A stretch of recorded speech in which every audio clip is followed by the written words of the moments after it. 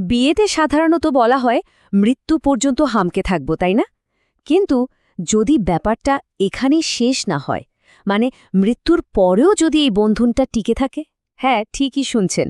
আজকে আমরা কথা বলবো এমনই এক অদ্ভুত প্রথা নিয়ে, যা আমাদের জীবন, মৃত্যু আর ভালোবাসার ধারণাটাকেই পুরোপুরি নাড়িয়ে দেয়। আর এই প্রথাটার নাম হলো প্রেত বিবাহ। চলুন এই আশ্চর্য জগতে ঢোকা যাক। প্রশ্নটা কিন্তু বেশ গভীর, তাই না? এটা আমাদের বিয়ের যে চিরাচরিত ধারণা, সেটার গোড়ায় গিয়ে ধাক্কা দেয়। মানে ভালোবাসা বা দায়িত্ব কি মৃত্যুর সাথে সাথে শেষ হয়ে যায়, নাকি এর পরেও কিছু বাকি থাকে? চলুন তো এই রহস্যের দরজাটা একটু খুলে দেখি কি আছে ভেতরে। তো এই যে এত কথা হচ্ছে প্রেত বিবাহ নিয়ে, এটা আসলে কি? চলুন প্রথমে এর মানেটা সহজ করে বুঝে নিই। এর আরেক নাম হচ্ছে মিংহুন বা নেকোগ্যামি। সোজা কথায় প্রেতবিবাহ হল এমন একটা বিয়ের অনুষ্ঠান যেখানে বর বা কনের মধ্যে অন্তত একজন মৃত। হ্যাঁ, অবাক হওয়ারই নত। এই বিয়েটা হতে পারে একজন জীবিত মানুষের সাথে একজন মৃত মানুষের। আবার এমনও হতে পারে যেখানে বর আর কনে দুজনই মৃত। এই মূল আইডিয়াটা মাথায় রেখে চলুন দেখি পৃথিবীর নানা প্রান্তে এটা কিভাবে পালন করা হয়। এখন মনে হতে পারে এটা হয়তো কোনো এক জায়গার অদ্ভুত এক নিয়ম, কিন্তু না। মজার ব্যাপার হলো এই প্রথাটা পৃথিবীর বিভিন্ন দেশে, বিভিন্ন সংস্কৃতিতে একেবারে আলাদা আলাদা রূপে দেখা যায়। চলুন সেই সফরে বেরিয়ে পড়া যাক। আমাদের প্রথম স্টপ আফ্রিকা। আমরা যাচ্ছি সুদানের নুয়ের জনগোষ্ঠীর কাছে। এখানে প্রেত বিবাহ কোনো লোককথা নয়, বরং তাদের সামাজিক কাঠামোর আর বংশ রক্ষার একটা ভীষণ গুরুত্বপূর্ণ অংশ। ব্যাপারটা একটু বুঝিয়ে বলি। ধরুন কোনো ভাই মারা গেলেন বিয়ে না করি, তখন তার কোনো জীবিত ভাই সেই মৃত ভাইয়ের নামে একজন নারীকে বিয়ে করেন, আর তাদের যে সন্তান হয় তারা কিন্তু ওই মৃত ভাইয়েরই সন্তান হিসেবে পরিচিতি পায়। এর পেছনের কারণটা কিন্তু আধ্যাত্মিক কিছু না, বরং একদম সামাজিক। উদ্দেশ্য একটাই, পরিবারের বংশকে টিকিয়ে রাখা, যাতে নামটা মুছে না যায়, যাতে বংশটা এগিয়ে চলে। আচ্ছা, সুদান থেকে এবার আমরা সোজা চলে যাব চীনে। এখানকার ব্যাপারটা আবার একদম অন্যরকম। সুদানে যেখানে কারণটা ছিল সামাজিক, চীনে সেটা পুরোপুরি আধ্যাত্মিক। এখানে এই প্রথাকে বলা হয় মিংহুন।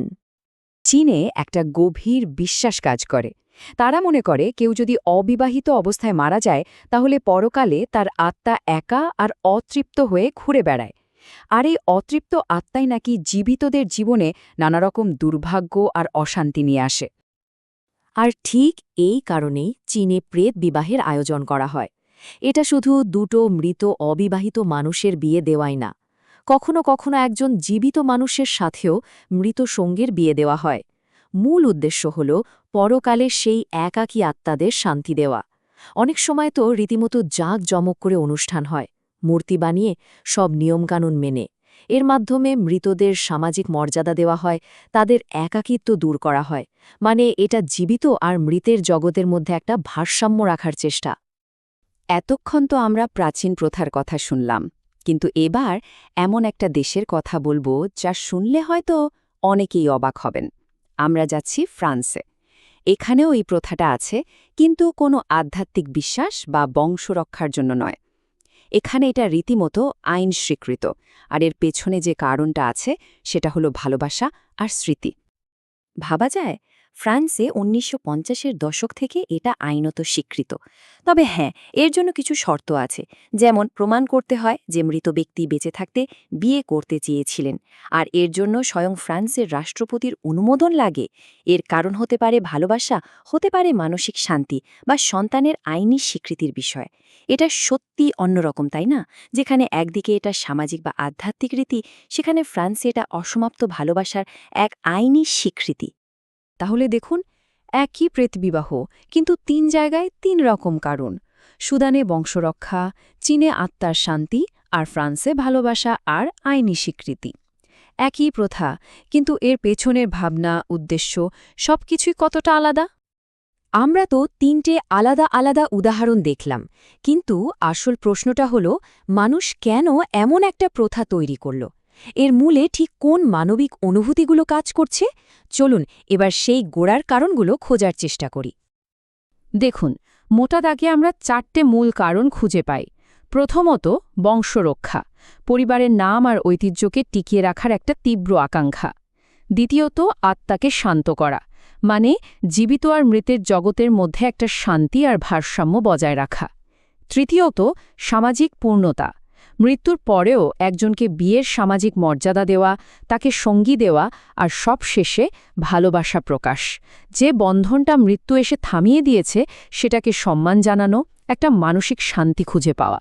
তো এই কারণগুলো দেখলে বোঝা যায় প্রেত বিবাহ শুধু একটা অদ্ভুত প্রথা নয়, এর গভীরে জড়িয়ে আছে আমাদের সবার পরিচিত কিছু অনুভূতি: উত্তরাধিকার, নিরাপত্তা আর ভালোবাসা। কিন্তু প্রশ্ন হল, আজকের এই দ্রুত বদলে যাওয়া পৃথিবীতে এই পুরনো প্রথাগুলোর কি অবস্থা? এগুলো কি সময়ের সাথে হারিয়ে যাচ্ছে, নাকি নতুন কোনো রূপ নিচ্ছে? এখানে একটা খুব ইন্টারেস্টিং পরিবর্তন চোখে পড়ে। আগে ব্যাপারটা ছিল মূলত একটা সামাজিক কর্তব্য, মানে পরিবার বা বংশের মঙ্গলের জন্য এটা করতেই হতো। কিন্তু এখন এটা হয়ে উঠছে একটা ব্যক্তিগত ইচ্ছার ব্যাপার, ভালোবাসা, স্মৃতি বা মানসিক শান্তির জন্য করা একটা পছন্দ। ফ্রান্সের আইনটা তো এর সবচেয়ে বড় প্রমাণ। তার মানে সময়ের সাথে সাথে এই প্রথার অর্থটাও বদলে গেছে। যা একসময় ছিল একটা সামাজিক দায়িত্ব, তা এখন হয়ে উঠেছে মৃত্যুর পরেও প্রিয়জনের সাথে সংযোগ রাখার একটা গভীর ব্যক্তিগত প্রকাশ। এটা এখন শুধু বংশ বা আত্মাকে নিয়ে নয়, এটা জীবিতদের ভালোবাসা আর স্মৃতিকে সম্মান জানানোর একটা মাধ্যম। শেষ পর্যন্ত একটা প্রশ্ন কিন্তু থেকেই যায়। সমাজ তো বদলাচ্ছে, আমরাও বদলাচ্ছি। এই অবস্থায় আমাদের পুরনো দিনের কোন ঐতিহ্যগুলোকে আমরা সাথে নিয়ে এগোব, আর কোনগুলোকে বা পেছনে ফেলে আসব? এই সিদ্ধান্তটা আমরা কিভাবে নিই? প্রেত বিবাহের মতো প্রথাগুলো আমাদের এই প্রশ্নটার সামনেই দাঁড় করিয়ে দেয়, আর এর উত্তরটা হয়তো আমাদের প্রত্যেককে নিজের মতো করে খুঁজে নিতে হবে।